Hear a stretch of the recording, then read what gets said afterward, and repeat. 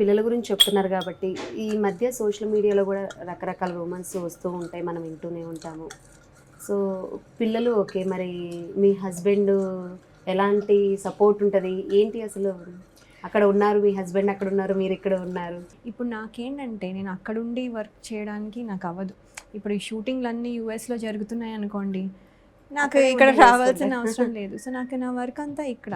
ఇప్పుడు పిల్లలు ఇండిపెండెంట్గా ఉన్నారు కాబట్టి వాళ్ళు చేయగలుగుతున్నారు కాబట్టి ఇప్పుడు మా ఆయన కూడా అన్నారు, ఇప్పుడు నీకు నువ్వు ఐటీ జాబ్ చేసావు, అన్నీ చేసావు, నువ్వు చేయగలవు. సో ఐటీ జాబ్ చేసావు కానీ నువ్వు బెస్ట్ ఫిట్ ఈ ఈ ఫీల్డ్కి. సో నువ్వు వచ్చి చేసుకుంటూ వెళ్ళు, అన్నీ చేయాల్సిన అవసరం లేదు. అలా అయితే నేను అన్నీ యాక్సెప్ట్ చేసి నాకు వచ్చిన ఆఫర్స్ అన్నీ యాక్సెప్ట్ చేసి చేసేసుకోవచ్చు. సెలెక్టివ్గా చూస్ చేసుకుంటున్నాను. నాకు ఉన్నప్పుడు ఇక్కడ చేస్తున్నాను, లేకపోతే వెళ్ళిపోతున్నాను. మా ఆయన క్యాన్సర్ స్పెషలిస్ట్ అండి.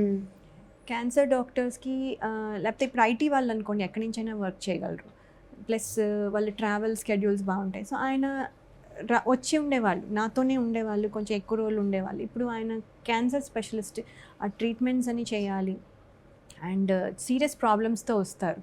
సో వాళ్ళని వదిలేసి ఏదో ఒక వారం రాగలరు కానీ 2 వారాలు రాగలరు కానీ ప్రతిసారి ఆయన ఇక్కడ ఉండి చేసే ఆయన జాబ్ కూడా అలాంటిది కాదు. అండ్ కొంచెం తేడా వచ్చినా వాళ్ళు కేసు వేసేస్తారు. సో వాళ్ళు చాలా జాగ్రత్తగా ఉండాలి. ఇప్పుడు ఇంకా బిజీ అయిపోయారు. జూన్ నుంచి లాస్ట్ జూన్ నుంచి చాలా బిజీ అయిపోయారు. సో ఆయన రావడం కష్టంగా ఉంది. సో నేనే వెళ్తూ ఉండాలి. సో నాకు లేనప్పుడు గ్యాప్ ఉన్నప్పుడు వెళ్తున్నాను. సో ఇది ఆయన మేము మా అండర్స్టాండింగ్తో వెళ్తున్నాం. సో ఇది కొన్ని రోజులు చూస్తాము, ఇది వర్కౌట్ అయితే కంటిన్యూ చేస్తాము, లేకపోతే లేదు. అంటే మనం ప్రతిదీ వచ్చింది యాక్సెప్ట్ చేయట్లేదు కాబట్టి మంచిది వచ్చినప్పుడే చేస్తున్నాం కాబట్టి మంచిది వచ్చే వరకు వెయిట్ చేస్తాం అంతే.